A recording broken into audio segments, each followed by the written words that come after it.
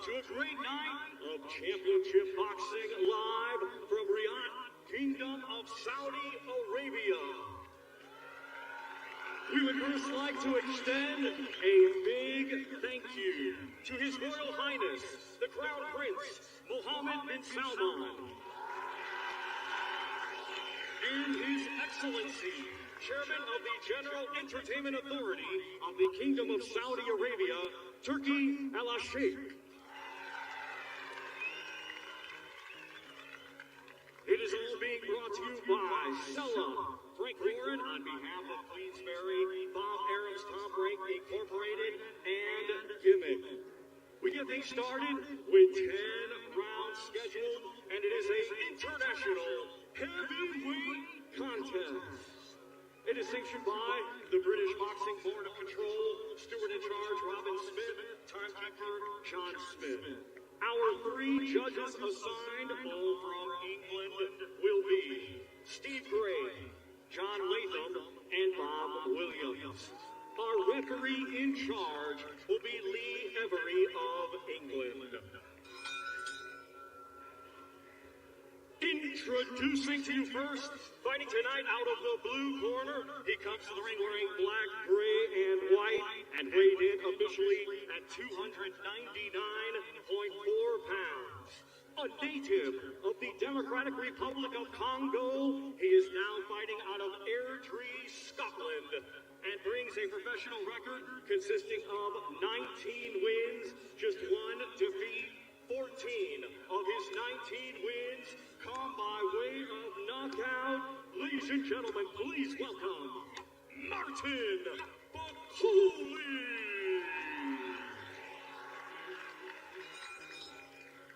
And his opponent across the ring fighting tonight out of the red corner. He comes to the ring wearing white with black and red and weighed in at 257.1 pounds. Fighting out of Las Vegas, Nevada, USA, by way of his native country of Cameroon. He has a professional record consisting of 40 wins, 7 defeats, 1 draw, with 28 of his 40 wins coming by way of knockout. Ladies and gentlemen, here is Carlos TAKAM.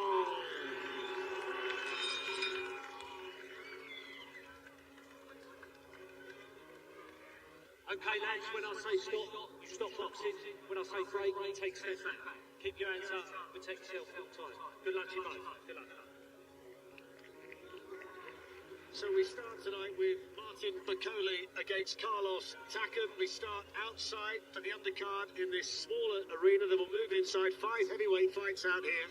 And then we go inside into the Kingdom Arena for the main event. Later on, we'll see Eminem perform. We'll see Theory in the ring with Ngannou. But this is Bakole against TAKAM. And Martin Bakole, Richie, the first thing you noticed about him yesterday is the fact that he weighed in at 299 pounds. He's 42 pounds heavier than the man he's in there with tonight, Carlos TAKAM.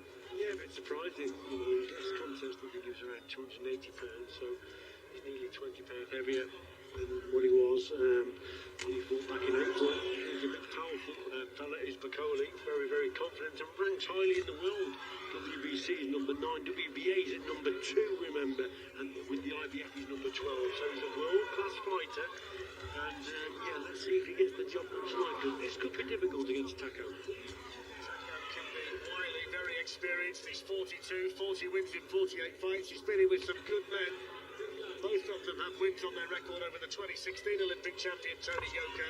It's only the 5th time, though, since December 2020 that we've seen Bakole in the ring. Certainly feels Bakole that he can mix it with the best in the division, and he has to produce here tonight, start to prove that if he's going to move on. He's originally from the Democratic Republic of Congo and boxes out of Airdrie in Scotland these days, and he's the one, as you'd expect, who's landing the heavier shots in the early stages.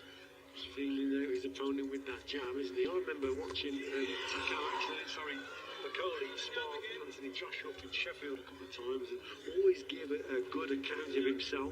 He's also sparred Dubois, he's also sparred Alexander Usyk, so yeah, he's been around a bit, sparring. Only had obviously 20 fights, but 1 defeat.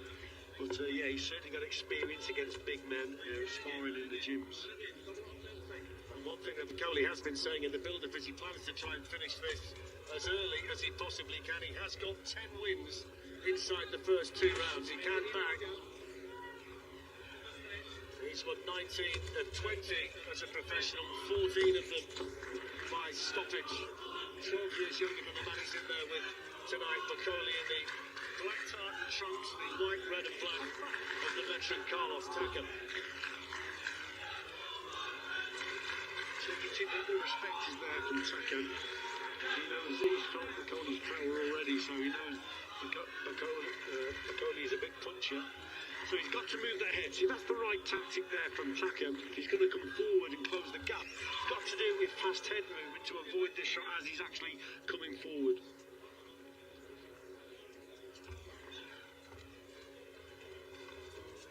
BAKOLE happy to stand and wait.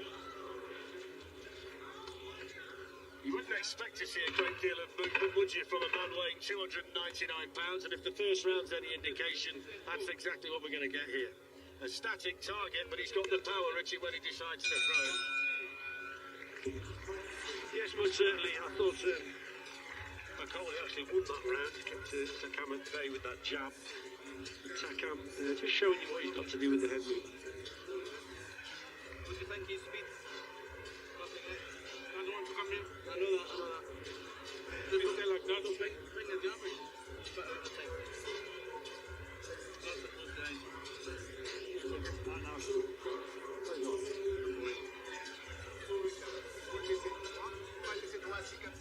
What was it?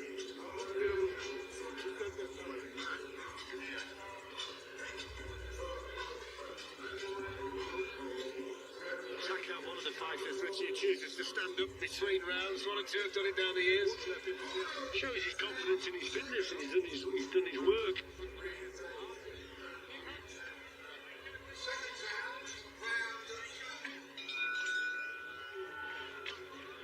So all set for the second round. This one's scheduled for 10 at heavyweight. The entire card from this point are heavyweight fights, culminating in Tyson Fury against Francis Ngannou inside in the Kingdom Arena. And that's to work out who is the baddest. The battle of the baddest was a little bit later on. Takam's been in with the likes of Alexander Povetkin, Anthony Joshua, Joseph Parker, Joe Joyce. BAKOLE's only loss was via stoppage to Michael Hunter at York Hall back in 2018. And we're going to see a fighter a little bit later on called Arslanbek Makhmudov, who I think the general consensus is he's the big secret in the heavyweight division, and Carlos Takam is the only man so far to take in the distance. So even though he's 42, there's still life in there, and of course he's got a wealth of experience as well. Lots of experience, hasn't he? Yes, been 12 rounds with Joseph Parker. And he's been into the 9th and 10th round of several contests, so yes, experience. He's fought good opposition, and a cautious start from him. He's obviously just feeling out BAKOLE, but BAKOLE's actually boxing a sensible fight in that he's just waiting for Takam to come into range, work with the jab, and then he'll just try to bring him onto the right hand. So it's going to be hard for Takam to actually close that gap, because that jab's just stuck in his face all the time. That's why head movement is crucial, very fast head movement, but also fast feet to get him to close that gap down.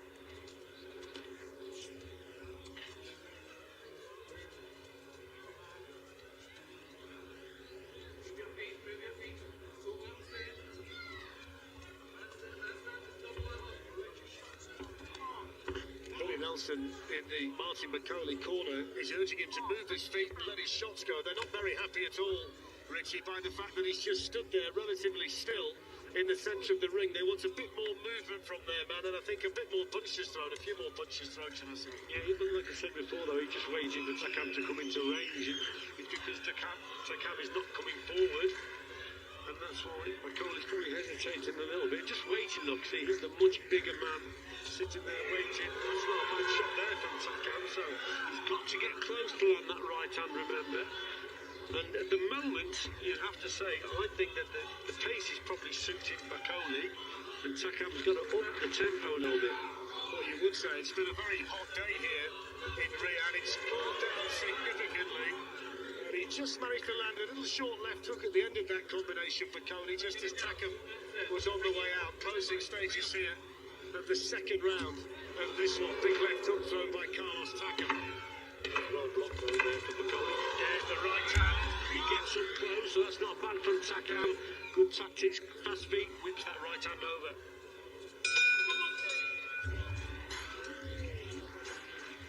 They've got to quicken up the feet.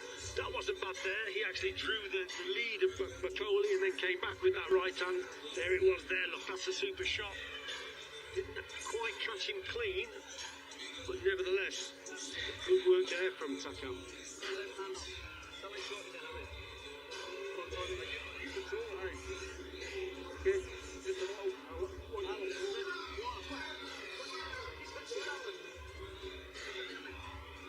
That's Billy Nelson in Martin Bakole's corner, and two Hall of Fame promoters there, Frank Warren alongside Bob Arum.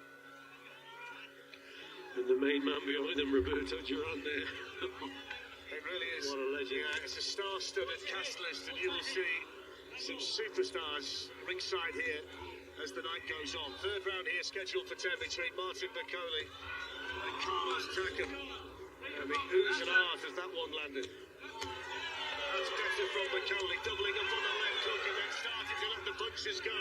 Maybe just the first signs of distress in there from Carlos Takam, who can't avoid many of these. He's got the clubs high, they're bouncing off the top of his head with their painful shots, and that left hook got through. Yes, Bakole's don't go to the gears here. That's not bad also from Takam. But yes, just an injection of pace there from Bakole, but Takam comes back at him. This is much better though, isn't it? Toe-to-toe stuff here. Excellent response from Takam because he started off the round so impressively, Bakole. But as we said, the punches are bouncing off the top of Takam's head, and he's come back now, and he's the one on the front foot. Great response. Yes, and Takam just weathered that storm a little bit, hasn't he? So he's actually getting closer to Bakole now. Both boxers here taking the risks, aren't they? They're in punching range, mid-range power shots, and Takam's landing with his own punches now also. Shaking ahead from Bakole, but he's got his back to the ropes at the moment, and Carlos Takam with his head on his chest, although Bakole tried to let the punches go despite the fact he's on the ropes as he is. Yeah, he's taking a risk here, Bakole. Although he looks confident, he's actually smiling. But, you know, he's got his back on the ropes. His target is full on to Takam. And Takam, this is what Takam wants. This is the type of contest he also wants. So, yeah, he's taking risks here. Well, the referee, Lee Every, happy for them to fight where they are. Little combination there from Bakole. Maybe Takam's turn to take a breather. Back he comes again with the left hook.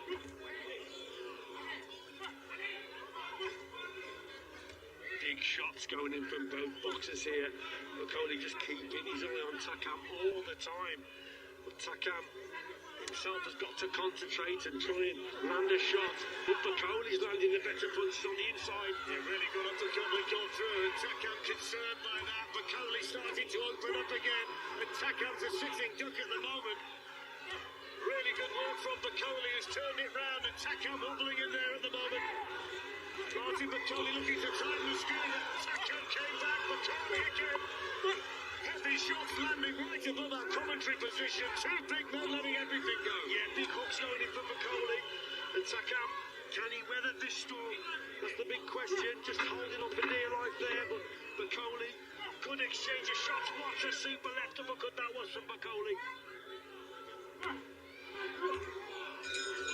There's the end of a round that was so significantly different to the first round and the second round. Both of them standing toe-to-toe and firing away. Great round. And here's Fabio Wardley, who's going to be fighting David Adelaide tonight for the British title. That's the chief support. That's the fight directly before we see Tyson Fury against Francis Ngannou. And there is David Adelaide, who's been confident all week, Richie. He's been talking the talk.